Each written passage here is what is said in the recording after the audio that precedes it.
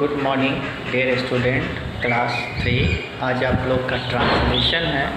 Translation में आप लोग को वर्ब फॉर्म्स पढ़ना है। तो वर्ब क्या होता है, वर्ब के कितने फॉर्म्स होते हैं और वर्ब फॉर्म को हम लोग चेंज कैसे करते हैं, यही आपको पढ़ना है पूरे चैप्टर में। तो आइए चलिए हम लोग देखते हैं। तो आप लोग का चैप्टर 7 है the verb and it's forms, यानी वर्ब और उसके फॉर्म्स को बताना है।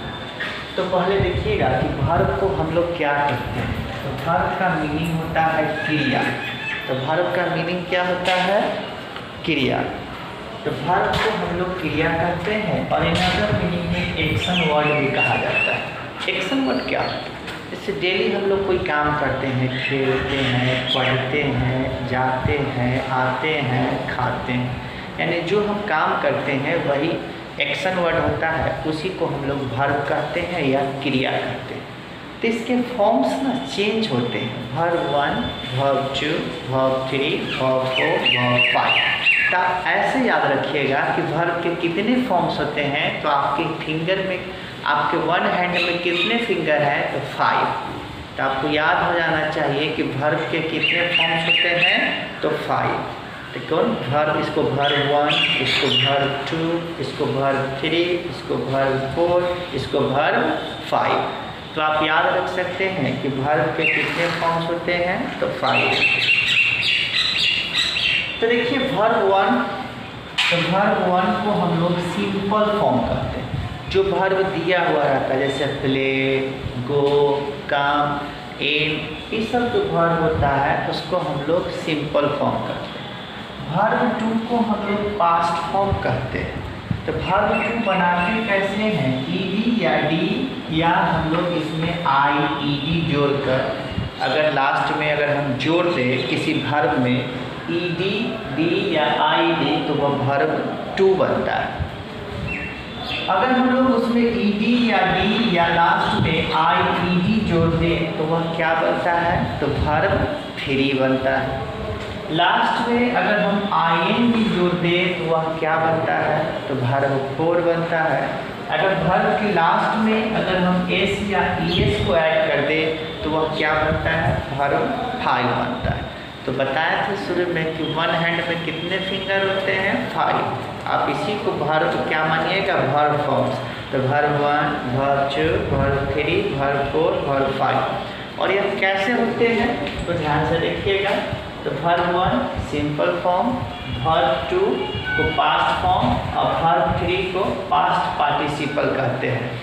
और आईएनजी लगाएंगे तो वर्ब 4 बनेगा और एस या ईएस लगाएंगे तो वह वर्ब 5 बनेगा। इसमें भी क्या होता है, जिसमें आईईडी या ईडी या डी या ईडी या डी लगे, जिस वर्ब 2 और वर्ब 3 में, उसको हम लोग रेगुलर वर्ब्स कहते हैं। तो सभी में आपका इस तरह की जो कंडीशन होता है वह अप्लाई नहीं होता, कुछ में जाकर वह चेंज हो जाता है। तो कुछ में जिसमें जाकर वह चेंज होता है उसको हम लोग इरेगुलर वर्ब कहते हैं। तो समझिएगा कि जिसमें अगर इस कंडीशन अप्लाई नहीं हो, यानी आईडी, ईडी या ईडी या डी नहीं लगे वर्ब 2 और वर्ब 3 में चेंज होने के लिए, और फिर भी वह वर्ब 2 और वर्ब 3 में चेंज हो जाए, तो उस तरह को हम लोग वर्ब को क्या कहते हैं, इरेगुलर वर्ब कहते हैं। लेकिन 97% जो वर्ब होगा, याद रखिएगा कि जो 97% वर्ब होगा वह इसी फॉर्म से चेंज होता है, और 3% जो वर्ब होगा उसको आपको याद रखना होगा कि आखिर हम इसको कैसे चेंज करेंगे। तो जो जनरल जो चेंज होगा ई या डी लगाकर, उसको याद करने की कोई ज़रूरी नहीं है। लेकिन आपको याद कौन करना होगा वर्ब बुक से, तो सिर्फ इरेगुलर वर्ब याद करना होगा।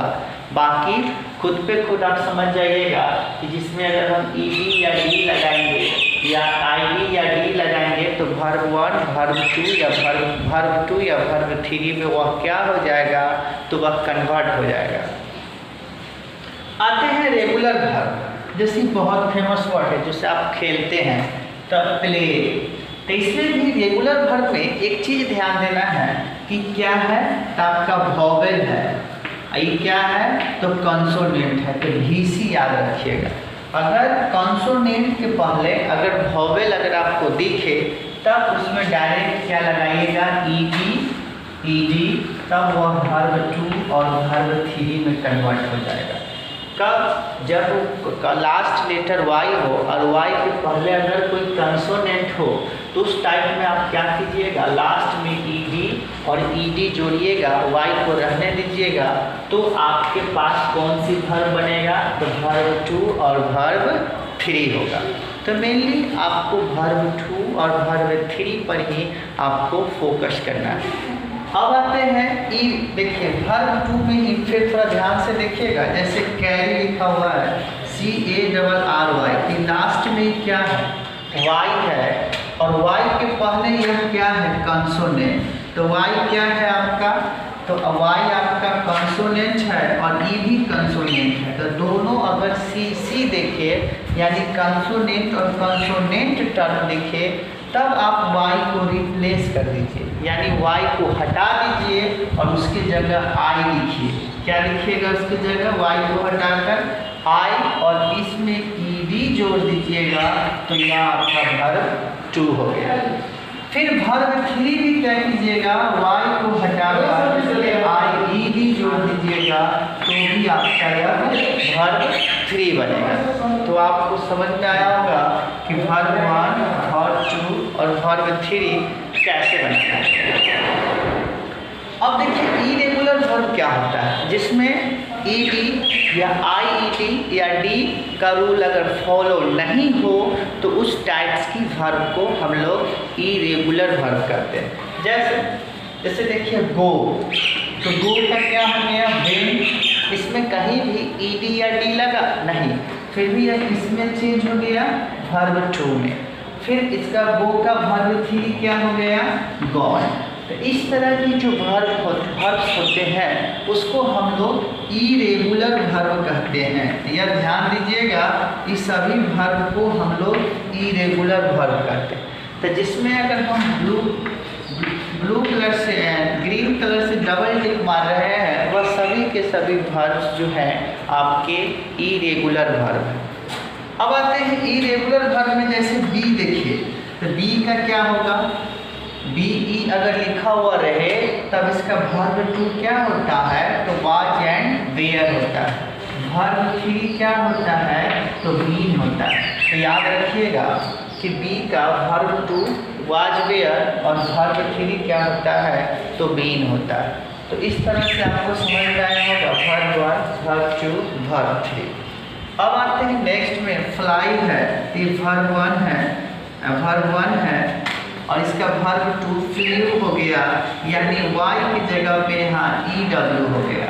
तो क्या बताएं कि कुछ ऐसे वर्ब्स होते हैं जिसके बदल जाते हैं ठीक दूसरे रूल से, जो ID या ED को फॉलो नहीं करते हैं, उस टाइप के वर्ब्स को इरेगुलर वर्ब का।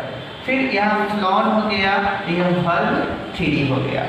तो इस तरह से आपका वर्ब 1, वर्ब 2, वर्ब 3 बनाकर आपको रखना है। That's all.